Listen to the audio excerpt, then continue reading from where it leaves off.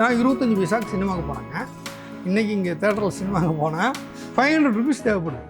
25 பைசா இங்கே இருக்குது, 500 ரூபா இங்கே இருக்குது. ஒரு 60 வயசுக்கு அப்புறமா தான் நமக்கு வந்து வீட்டில் இருப்போம். அப்போ நமக்கு ஒரு மந்த்லி ஒரு இன்கம் வரணும்னு பிளான் பண்ணுறாங்க. அது கரெக்டா? இல்லை வந்து நீ வந்து இப்போ ஒரு 25 60 வயசுக்கு ரிட்டர்ன் வரணும்னு நினைக்கிற மனிதன் 25 வயசுலேயே முதலீடு பண்ணுறான். இந்த பட்ஜெட்டில் எவ்வளவு நம்மளால் சேமிக்க முடியுது அப்படிங்கிறத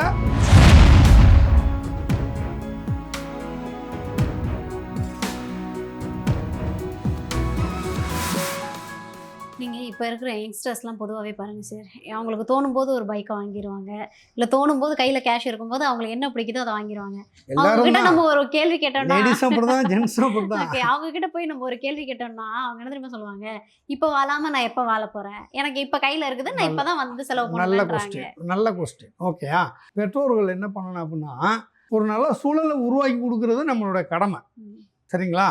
அப்போனா என்ன செய்யணும் அப்படின்னா இதுக்கான பொறுப்பு நீ கொஞ்சம் நீ எடுத்துக்கணும். என்னுடைய தகுதி இதுதான், நான் கௌரவத்துக்காண்டி என்னால் வந்து கடன் வாங்கி உனக்கு இதை நான் வாங்கி கொடுக்கணுங்கிற அவசியம் இல்லை. நீ என்ன பண்ணுற அப்படின்னா நீ ஏதாவது ஒரு ரெவன்யூ ரெடி பண்ணு. பேசிவாக படிக்கிறியா, நீ ஏதாவது இஎம்ஐயில் பாதி நீ பொறுப்படுத்துக்க, பாதி நான் பொறுப்படுத்துக்கிறேன். நீ வந்து லைஃப்பை என்ஜாய் பண்ணுற, நல்லா என்ஜாய் பண்ணிக்க. ஆனால் இதுக்கான வருமானம் வர மாதிரி நீ ஏதாவது ஒரு வழியை கண்டுபிடி அப்படிங்கிற விஷயத்த பெற்றோர்கள் சொல்லணும். பெற்றோர்கள் நம்ம வந்து பாசம் இருக்கும், செல்லம் இருக்கும், கேட்குறது கடனையாவது வாங்கி கொடுத்துருவோம் அப்படின்னு சொல்லி வாங்கி கொடுத்துட்டு யார் மாட்டிக்குவோம்? நம்ம தான் மாட்டுவோம். அவனுடைய சில நல்ல விஷயங்கள் கெட்ட விஷயங்களுக்கு கூட நம்ம ஸ்பெண்ட் பண்ணுறதுக்கு நம்மள்ட்ட அப்போதைக்கு பணம் இருக்காது, மீண்டும் கடன் வாங்குவோம். ஸோ இந்த விழிப்புணர்வை வந்து நம்ம வந்து சிறு வயசுலேருந்தே பசங்களுக்கு சொல்லிக் கொடுக்கணும். பர்சனல் ஃபினான்ஸ் அப்படிங்கிறத சிறு வயசுலேருந்து அந்த விழிப்புணர்வை கொடுக்கணும். இங்கே பாரு, இதுதான் ரூபாயோட மதிப்பு, இந்த மதிப்பு இத்தனை வருஷம் கழிச்சு இது இருக்காது. நான் 25 பைசாக்கு சினிமாவுக்கு போனேங்க. இன்றைக்கி இங்கே தேட்டரில் சினிமாவுக்கு போனால் 500 ருபீஸ் தேவைப்படுது. 25 பைசா இங்கே இருக்குது, 500 ரூபா இங்கே இருக்குது. ஸோ இது அவங்களுக்கு இந்த விழிப்புணர்வை கொடுக்கும்போது எல்லா ஸ்டூடெண்ட்ஸும் எல்லா பசங்களும் அப்படி இல்லைங்க, எனக்கு தெரியும். இப்போ நான் இருக்கிறது வந்து ரொம்ப ஒரு கிராமமான ஒரு ஏரியா, ஒரு நல்ல சுற்றுச்சூழல் இருந்த ஒரு ஏரியா, தேனி ஏரியாவில் நான் இருக்கேன். தேனிக்கும் கம்பத்துக்கும் இடையில இருக்க ஒரு கிராமத்தில் நான் இருக்கேன். ரிட்டையர்டாக லைஃப், நல்ல காற்று, நல்ல தண்ணி. காரைக்குடி தேவக்கோட்டையில் பிறந்து வளர்ந்துருந்தாலும் நான் செட்டில் ஆனது, ஓய்வு எடுக்கிறது நான் அந்த ஏரியா தான் ஓய்வு எடுக்கிறேன். அங்கே இருக்க சில பசங்கள்கிட்ட நான் பார்க்குறேன், என்ன பார்க்குறேன் அப்படின்னா, இல்லை நான் ஏன்னா வண்டி வாங்கினா என்னடா இப்போ தான் புதுசு அந்த வண்டி வந்துருக்கே அப்படின்னு கேட்டால் அந்த பையன் சொல்கிறான், சார் இதை நான் வந்து வாழையில் போட்டேன் அப்படின்னா எனக்கு வந்து அடுத்த வருஷம் வந்து எனக்கு இவ்வளோ அமௌண்ட் வரும் அப்படின்னு படிக்கிற பையன். ஸோ ஒரு சில பசங்களுக்கு அந்த விழிப்புணர்வு இருக்குது. அப்போ அவன் வீட்டில் விவசாயம் அவ்வளோ ஹார்ட் ஒர்க் பண்ணி அவனையும் இழுத்து கொண்டு போய் வேலை வாங்கும்போது அவனுக்கு தெரியுது அந்த பணத்தோட அருமை. மறுபடியும் அந்த வாழையை ஏற்றி விடும் போதோ, அந்த பலனை அவன் அனுபவிக்கும் போதோ, அந்த நெல் மூடையை ஏற்றி அனுப்பும் போதோ அவனுக்கு வந்து அந்த ரெவன்யூ தெரியுது. இல்லை சார், நான் செகண்ட் ஹேண்டில் வாங்கி எனக்கு இந்த வண்டி போதும் இப்போதைக்கு. அதே பையனை கொண்டாந்து ஒரு சென்னையிலையோ வேறு எங்கேயோ விட்டோம்னா அங்கே ஊரில் இருக்க பசங்களே எனக்கு தெரியும், எனக்கு புல்லட் வேணும், எனக்கு வந்து அவ்வளோ பெரிய வண்டி வேணும், இவ்வளோ பெரிய வண்டி வேணும்னு தான் கேட்குறாங்க. காரணம் கம்பேர் பண்ணி பார்க்கக்கூடிய அந்த ஆட்டிடியூடை வந்து நம்ம வந்து என்ன பண்ணோம்னா களை எடுக்கணும். ஓகே, நல்லா என்ஜாய் பண்ணிக்க, எல்லாம் ஓகே தான். ஆனால் நம்ம தகுதி என்ன? அடுத்த 15 வருஷம், அடுத்த 20 வருஷத்துக்கு உனக்கு என்ன இருக்குது? இப்போ நாளைக்கு நானே இல்லாமல் போயிட்டேன்னா உன் லைஃப்பை நீ சர்வை பண்ணுறதுக்கு ஏதாவது உங்கள்கிட்ட வழி இருக்கா அப்படிங்கிற விழிப்புணர்வை நம்ம வந்து குழந்தைகளுக்கு பாடத்திட்டத்திலே கொண்டாடணும். ரைட்டுங்களா? இப்போ இருக்குது, எக்கனாமிக்ஸ் இருக்குது, காமர்ஸ் இருக்குது, ஆனால் இன்டெப்த்தாக சொல்லிக் கொடுக்குறாங்கன்னா இல்லை. இப்போ நம்ம வந்து ஸ்டேஜ் வைஸ் பார்த்துடலாம் சார். இப்போ வந்து ஒரு குழந்தைங்களோட ஃபியூச்சர் வந்து எப்படி இன்வெஸ்ட் பண்ணலாம், ஒரு யங்ஸ்டர்ஸ் வந்து எப்படி ஒரு எதில் போய் இன்வெஸ்ட் பண்ணலாம், இதே வந்து ஒரு பேரண்ட்ஸ் இருக்காங்கன்னா அவங்க எதில் இன்வெஸ்ட் பண்ணலாம். இப்போ ஒரு ஏஜ்டு பீப்புள் இருக்காங்க, இப்போ வயசானதுக்கப்புறம் நிறைய பேர் சொல்லுவாங்க, நீங்கள் வந்து ஒரு 60 வயசில் வந்து ரிட்டையர்மெண்ட் ஆகுறீங்க அப்படின்னா அதுக்கப்புறம் வந்து மந்த்லி உங்களுக்கு ஆட்டோமேட்டிக்காக ஒரு அமௌண்ட் கைக்கு வர மாதிரி பண்ணலாம் அப்படின்னு சொல்லிட்டு ஸ்டெப் பை ஸ்டெப்பாக வந்து நிறைய விஷயங்கள் இருக்குது. இப்போ ஒரு ஆஸ் அ பேரண்ட்டாக நான் என்னோட குழந்தைக்கு ஒரு சேவிங்ஸ் பண்ணணும், இன் ஃபியூச்சரில் அவன் படிக்கிறதுக்காகவோ இல்லை மேரேஜ் பண்ணுறதுக்காக நான் ஒரு அசட் சேர்த்து வைக்கணும், எனக்கு அந்த பல்காக ஒரு அமௌண்ட் கிடைக்கணும்னா ஃபஸ்ட்டு ஒரு பேரண்ட்ஸோட சாய்ஸ் எதுவாக இருக்கணும்? ஃபஸ்ட்டு வந்து மாதம் குழந்தைகளுடைய அவங்கள கவனத்தில் எடுத்துகிட்டு ஒரு முதலீடு பண்ணணும். அவங்களும் லாங் டேர்ம் இன்வெஸ்ட்மெண்ட் அப்படிங்கிற அந்த ஒரு போர்ட்ஃபோலியோவை டிசைன் பண்ணணும். உங்களால் வந்து பங்குகளை தேடி கண்டுபிடிக்க முடியலை, அப்படின்னு சொன்னால் நல்ல மியூச்சுவல் ஃபண்ட்ஸ் இருக்குது, நம்ப தகுந்த மியூச்சுவல் ஃபண்ட்ஸ் இருக்குது. அதில் வந்து மொத்தமாக கொண்டு போய் முதலீடை போடாமல் மாதம் மாதம் எவ்வளவு ஒரு 5000மோ 10,000மோ 15,000மோ இது வந்து மாதம் மாதம் ரெகுலராக நான் ஸ்டாப்பிங்காக முதலீடு பண்ணிக்கிட்டு இருக்கணும். மார்க்கெட்டு மேலே போகுது கீழே போகுது அதை பற்றிலாம் கவலைப்படவே கூடாது. முதலீட்டாளர்கள் பங்குச்சந்தையோடைய பெஞ்ச் மார்க்கை வந்து பார்க்கவே கூடாது. அது கண்டிப்பாக கீழே இருந்து மேல் நோக்கி தான் வரும். 1000 பாயிண்ட் பேஸில் இருக்கும்போது எனக்கு தெரியும். அதுவும் 900க்கு போயிட்டு இன்றைக்கி 26க்கு வந்திருக்கு. இது இன்னும் ஒரு 2 வருஷத்தில் 31க்கு போகும், 35க்கு போகும். இது மேலே போயிட்டு கீழே வந்துக்கிட்டு தான் இருக்கும். அதை பற்றி கவலைப்படாமல் மாதம் மாதம் இது என் பையனுக்கானது, நான் இடையில இதை வித்ட்ரா பண்ண மாட்டேன் அப்படிங்கிற அந்த டிசிப்ளினோட தொடர்ந்து இன்வெஸ்ட்மெண்ட் பண்ணணும். அதை கொஞ்சம் மானிட்டர் பண்ணணும். தேர்ந்தெடுக்கிறதுக்கு முன்னாடி நம்ம எந்த ஃபண்டை தேர்ந்தெடுக்கிறோம், இல்லை எந்த கம்பெனியை நம்ம சூஸ் பண்ணுறோம் அப்படிங்கிறத நம்ம கொஞ்சம் அதுக்காண்டி நம்ம மெனக்கிடணும். ஹோம்ஒர்க் பண்ணி ஒரு தடவை ஒன்ஸ் முடிவு எடுத்துட்டோம் பண்ணோம்னா அதுக்கப்புறம் அதோட விலையோட ஏற்றத்தாழ்வுகளை நம்ம பற்றி கவலைப்படவே கூடாது. ரைட்டுங்களா? பங்குகளை கண்டுபிடிக்க முடியாது, என்னால் கம்பெனியில் கண்டுபிடிக்க முடியாது அப்படின்னா எவ்வளவோ ஸ்கீம்ஸ் இருக்குது. மியூச்சுவல் ஃபண்டில் எவ்வளவோ ஸ்கீம்ஸ் இருக்குது. மியூச்சுவல் ஃபண்டையே ஸ்வாப் பண்ணுற ஸ்கீம் இருக்குது. இடையில சிஸ்டமேட்டிக்காக வித்ட்ரா பண்ணிக்கலாம் அப்படிங்கிற ஒரு பிளான் இருக்குது. ஒரு இங்கே இப்போலேருந்து நான் இன்வெஸ்ட்மெண்ட் பண்ணுறேன், ஒரு 10 வருஷத்தில் ஒரு சடங்கு வைக்கணும் பாப்பாவுக்கு, இல்லை ஒரு காது ஊத்து வைக்கணும் அப்படின்னா அப்போதைக்கு நான் வந்து வித்ட்ரா பண்ணுறேன் அப்படிங்கிற மாதிரியான பிளான் இருக்குது. அந்த பிளானை ஸ்வாப் பண்ணிவிட்டு அந்த அமௌண்ட்டு வித்ட்ரா பண்ணிட்டு மிச்சம் இருக்கிறத இன்வெஸ்ட்மெண்ட்டை நம்ம கண்டினியூ பண்ணலாம்.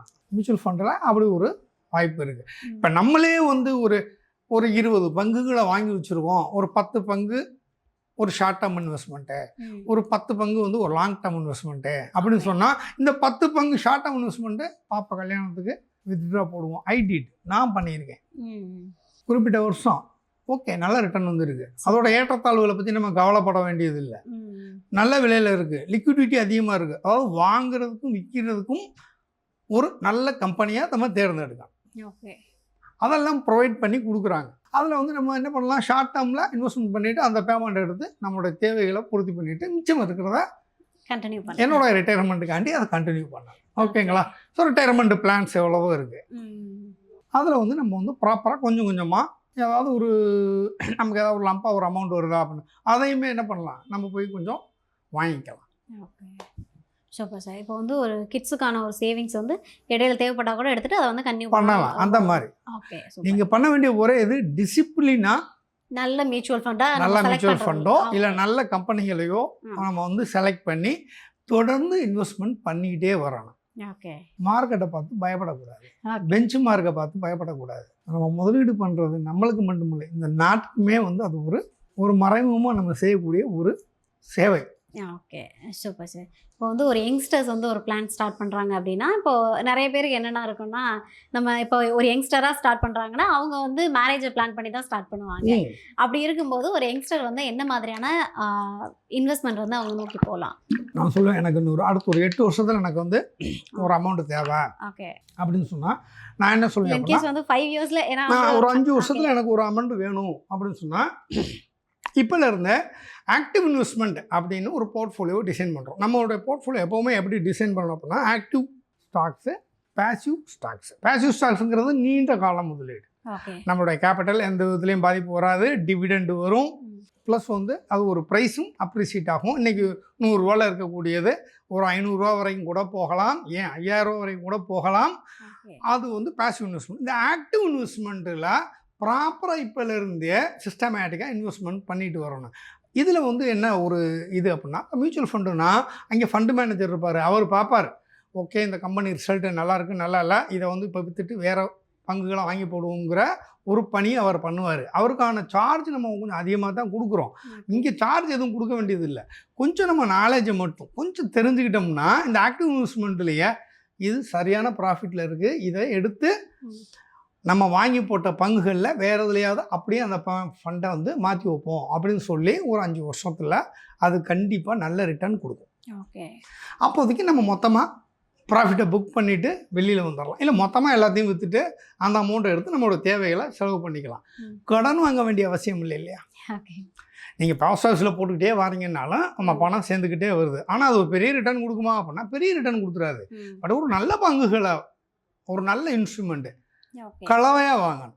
இப்போ வந்து ஒரு ஏஜ்டு பீப்புள் இருக்காங்க. இப்போ அவங்க வந்து இப்போவே இப்போ ஒரு யங்ஸ்டராக இருக்கும்போது பிளான் பண்ண இப்போ நிறைய பேர் என்ன பண்ணுவாங்கன்னா, ஒரு ஒரு 40, 50 ஏஜுக்கு அப்புறம் போயிட்டு ஒரு 60 வயசுக்கு அப்புறமா தான் நமக்கு வந்து வீட்ல இருப்போம். அப்போ நமக்கு ஒரு மந்த்லி ஒரு இன்கம் வரணும்னு பிளான் பண்றாங்க. அது கரெக்ட்டா? இல்ல வந்து நீ வந்து இப்போ ஒரு 25 வயசு 60 இருக்குன்னா வயசுக்கு ரிட்டர்ன் வரணும்னு நினைக்கிற மனிதன் 25 வயசுலயே முதலீடு பண்ணியிருக்கணும். ஓகே. ரிட்டையர்மெண்ட் பிளானு அப்போவே போட்டிருக்கணும்.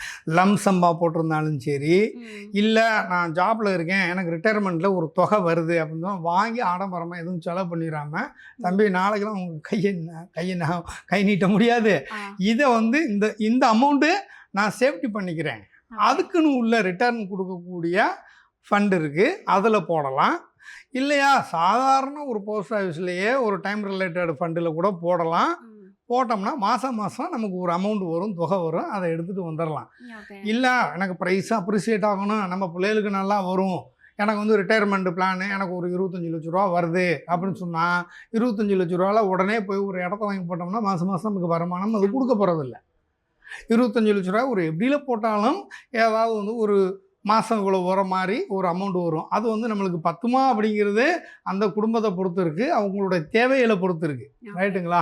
இது அவர் என்ன பண்ணலாம் அப்படின்னா, மாதம் எனக்கு டிவிடெண்ட் வர மாதிரி இந்த 25 லட்ச ரூபாயை ஒரு சிறந்த ஒரு அரசாங்க கம்பெனிலேயோ இல்லைன்னா ஒரு ப்ரைவேட் கம்பெனியோ மிக்ஸ் பண்ணி வாங்கினோம்னா மொத்தமாக எனக்கு ஒரு மாதம் ஒரு 15,000 இல்லை ஒரு 20,000 டிவிடெண்ட் வர மாதிரியான பங்குகளை நம்ம வாங்கி போட்டோம்னா மாதம் டிவிடெண்ட் மட்டும் வந்துக்கிட்டு இருக்கும்.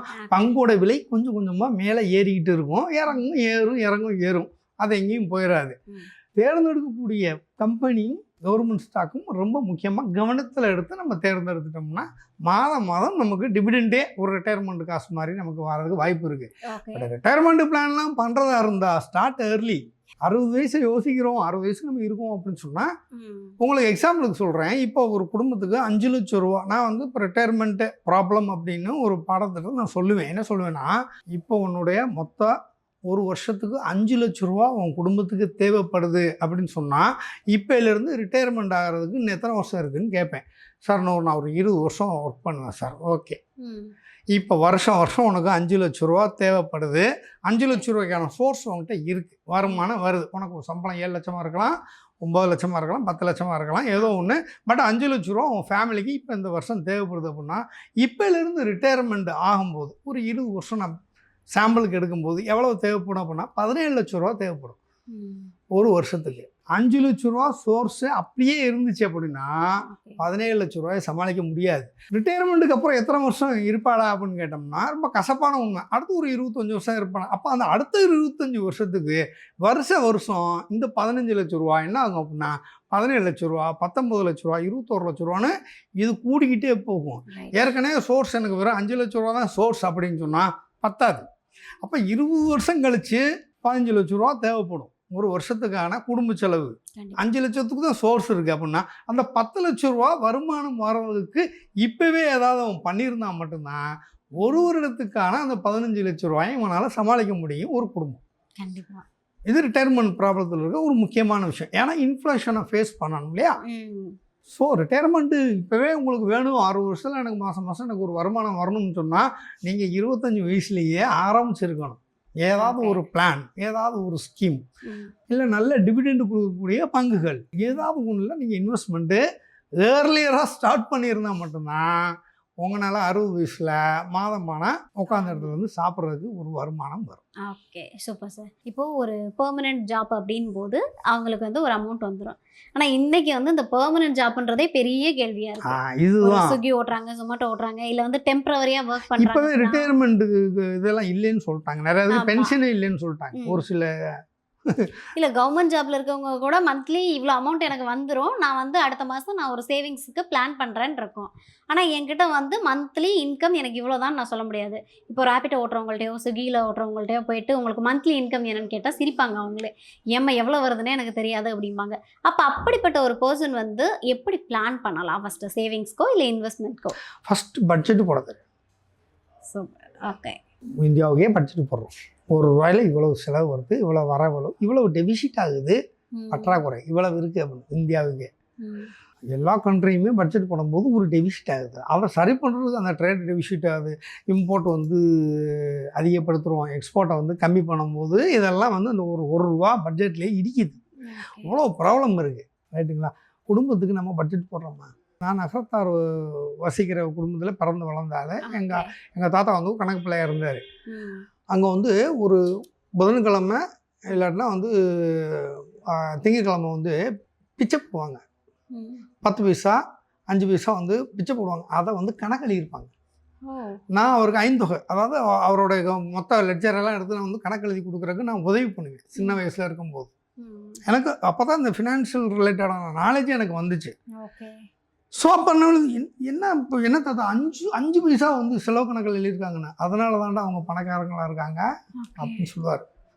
அப்போ பட்ஜெட்டு, நம்ம என்ன செலவு பண்ணுறோம், நமக்கு எவ்வளோ வருமானம் வந்துச்சு, இந்த பட்ஜெட்டில் எவ்வளவு நம்மளால் சேமிக்க முடியுது அப்படிங்கிறத ஒவ்வொரு மனிதனும் ஒவ்வொரு குடும்பமும் உட்காந்து டிஸ்கஸ் பண்ணி பட்ஜெட்டு போட தெரியும். பட்ஜெட்டில் வர அமௌண்ட்டை என்ன பண்ணலாம்? விழிப்புணர்வு இல்லையா? சும்மாவாவது சேர்த்தாவது வைப்போம், ஒரு போஸ்ட் ஆஃபீஸில் கொண்டு போய் போட்டு வாப்போம் இல்லையா? கொஞ்சம் இப்போ நிறைய நாலேஜ் வந்துருச்சு. போட்டால் சொல்லுது, என்னோடய மாத சம்பளம் இவ்வளவு, நான் இவ்வளவு செலவு பண்ணுறேன், நான் இதை என்ன எப்படி பிளான் பண்ணணும்னு போட்டு பாருங்கள், அது சொல்லுது. இன்றைக்கி இதெல்லாம் உன்னோட தேவையில்லாத செலவு, இது எல்லாத்தையும் குறை, இதெல்லாம் தேவையான செலவு, இதை மட்டும் பண்ணு, இதை எப்படி ரெடியூஸ் பண்ணணும்.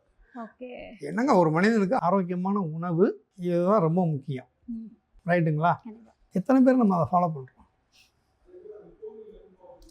எல்லாம் காலைல சாப்பிட்றதே கிடையாது பாதி பேருங்க. சரிங்களா?